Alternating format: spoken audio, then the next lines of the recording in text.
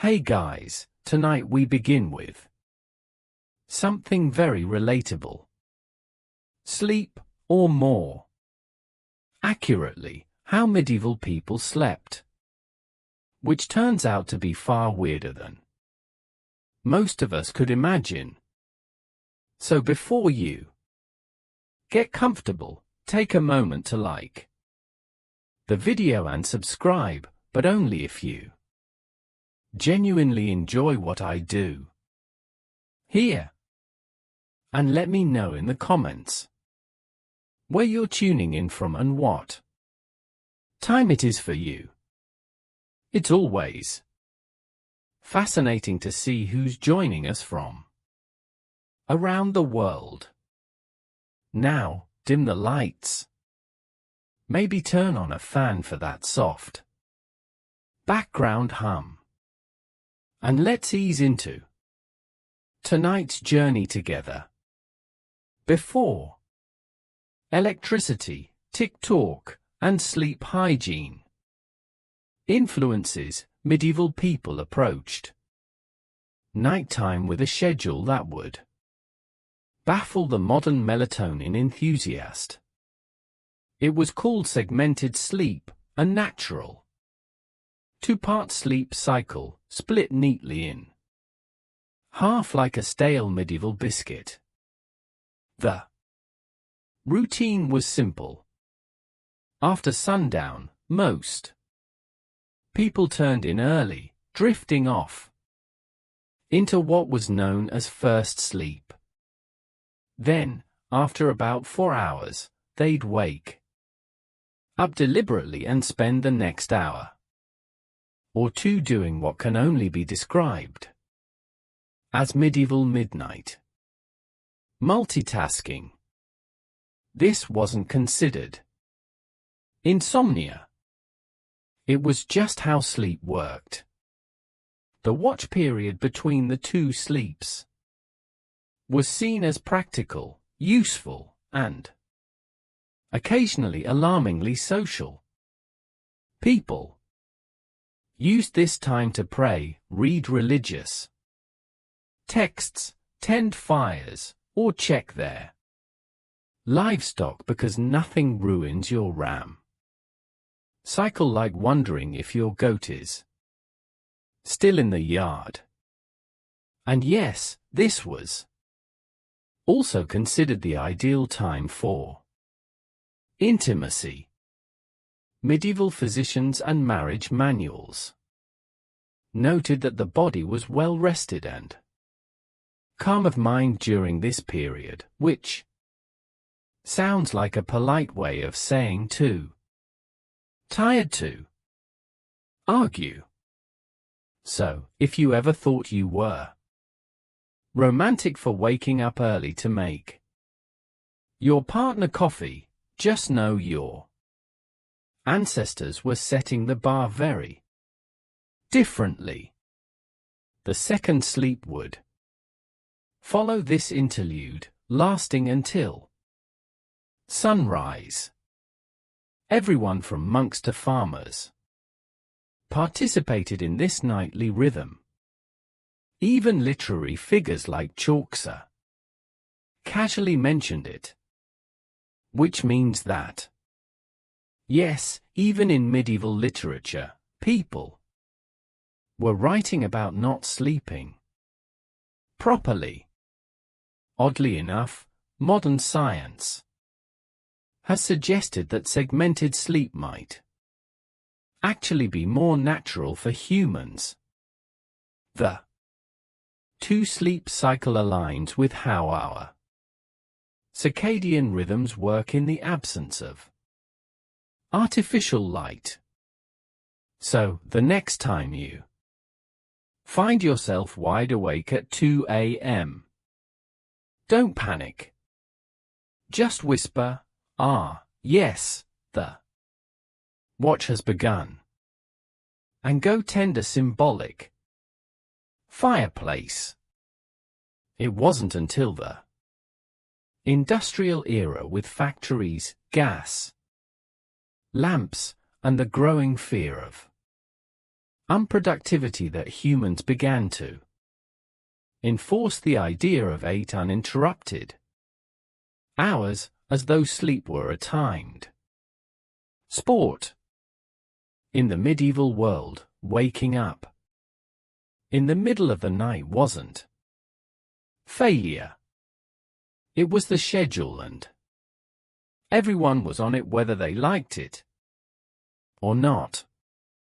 Let's talk about beds, or rather, the medieval approximation of them.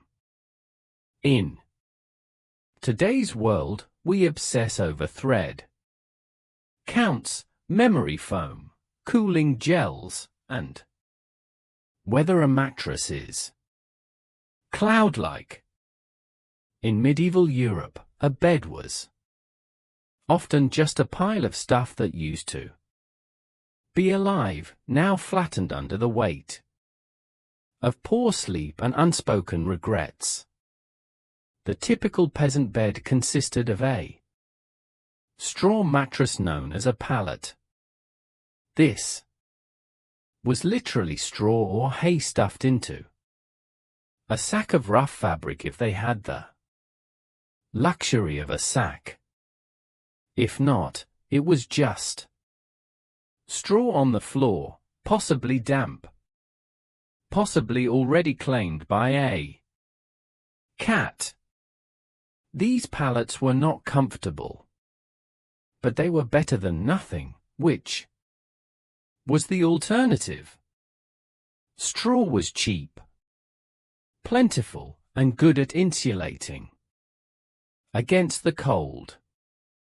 It was also great at harboring insects, lice, and the occasional field mouse, which made sleeping and exercising cautious stillness. If it itched, you ignored it.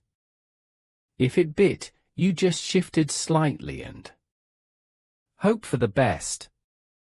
If a family had a bit more money, or at least a functional back, they might elevate the straw mattress onto a wooden frame. This didn't change the sleep experience dramatically, but it did reduce the chances of waking up with beetles in your ear slightly. Linens were a rare treat. Most people slept in the clothes they wore all day. Pajamas weren't really a thing, and neither was personal space. Whole families, children, parents, maybe a grandparent, all slept together in the same space, sometimes on the same straw pile. If you got too warm, you could always roll into your cousin's elbow. Nobles, of course, had proper beds, large wooden frames, feather mattresses, embroidered sheets, and canopies to keep out the drafts and hopefully the lice. These beds were so valuable they were passed down in wills. You didn't inherit land. You inherited Aunt Matilda's suspiciously lumpy feather bed. Still, for most medieval folks, a bed wasn't a place of comfort. It was a place to not freeze, to avoid the chickens, and maybe, just maybe, to dream of being rich enough to one day sleep on something that didn't squawk or rustle. When we hear nightcap today, we think of a cozy little drink. Maybe something with whiskey, a warm fire, and a questionable decision. But in the Middle Ages, a nightcap wasn't a beverage. It was a hat. A real tangible, often ridiculous looking piece of fabric designed to keep your head from freezing off while you slept. You see, insulation wasn't exactly the strong point of medieval architecture. Stone walls, drafty, thatched roof, maintained strong relationships with veteran soldiers, a politically vital demographic in the power struggles of the late Republic. While Antony was campaigning in the East, Fulvia was often the face of his authority in Italy, meeting with centurions, influencing decisions about land distribution, and reminding the soldiers that their loyalty to Antony came with rewards. But this accumulation of power came at a cost. Roman aristocrats, particularly the faction aligned with Octavian, Caesar's heir, and Antony's increasingly bitter rival, resented Fulvia's influence. They viewed her as a meddling woman with too much sway over legions, laws, and loyalties. Her ability to act without male guardianship was not just threatening, it was unprecedented. Fulvia wasn't naive. She knew the tension between Antony and Octavian was growing. She could see that their alliance was cracking, and she understood something that neither man seemed to fully grasp yet. The Republic wasn't big enough for both of them. So, Fulvia began preparing for the next phase. Not diplomacy, but confrontation. She had stood behind power long enough. Now, she was ready to take it into her own hands. In 41 BCE, Fulvia did the unthinkable. She went to war against Octavian, the future Augustus. And she didn't do it quietly. With her husband Mark Antony still stationed in the east, Fulvia and Lucius Antonius, Antony's younger brother and a consul, took it upon themselves to challenge Octavian's authority in Italy. The cause? Ostensibly, it was to defend Antony's interests and protect the land rights of Roman veterans loyal to him. But underneath it all, Fulvia's fingerprints were everywhere. This was not just politics. This was a military rebellion led by a Roman woman. The first and only time in Roman history that a woman would actively provoke and organize a civil war. The conflict, known as the Perusian War, was triggered by Octavian's controversial land redistribution program, which displaced many Italians to reward his soldiers. Fulvia seized on the growing discontent, portraying Octavian as a tyrant and traitor to Caesar's legacy, with Lucius acting as her frontman in the Senate and Fulvia organizing behind the scenes. They raised 8 legions and seized the city of Perugia, modern-day Peru. Make no mistake, This was Fulvia's war. Ancient sources suggest she was more invested in the conflict than Lucius himself. She rallied troops, stirred the public, and even corresponded with generals. Rome buzzed with rumors of her commanding legions, issuing orders, and forcing Lucius into confrontations he didn't want. Octavian, though surprised, acted quickly. He besieged Peru through the winter of 4140 BCE, cutting off supplies and hammering the city into submission. Fulvia, stuck between dwindling food and political betrayal, watched her bold gamble unravel. By early 40,000 BCE, the city surrendered. Lucius Antonius was spared, likely as a gesture to avoid alienating Antony, but Fulvia was exiled.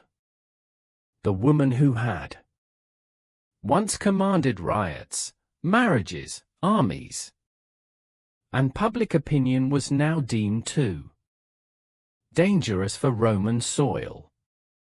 She was sent to Sicuan in Greece, where she hoped to reunite with Antony. But Antony didn't come running. The once powerful alliance between husband and wife had eroded in the fog of war and distance. Fulvia had acted in his name, but perhaps without his blessing. She had dared to do what no Roman woman had before: wage a civil war. And now the Republic had made her pay the price.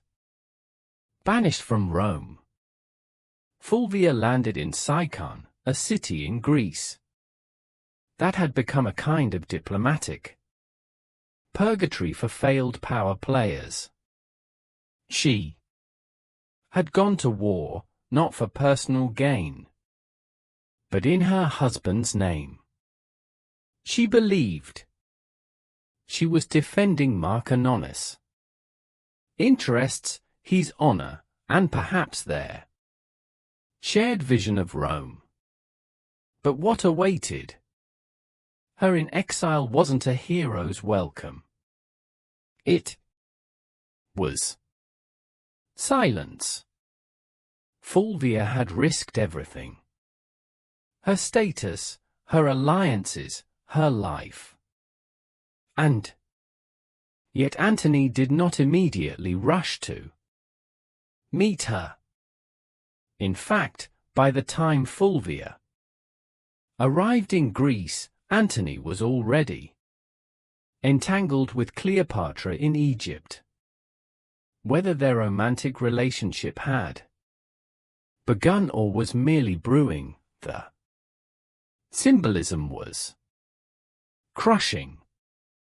While Fulvia was raising legions, Antony was raising goblets at banquets beside a queen. The betrayal cut deep, not just personally, but politically.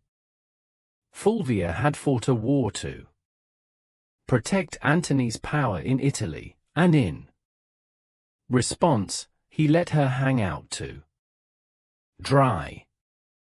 Some ancient historians, especially Plutarch, suggest that Antony was furious with her for launching the Pyrrhusine War without his direct approval. Others argue he welcomed her downfall.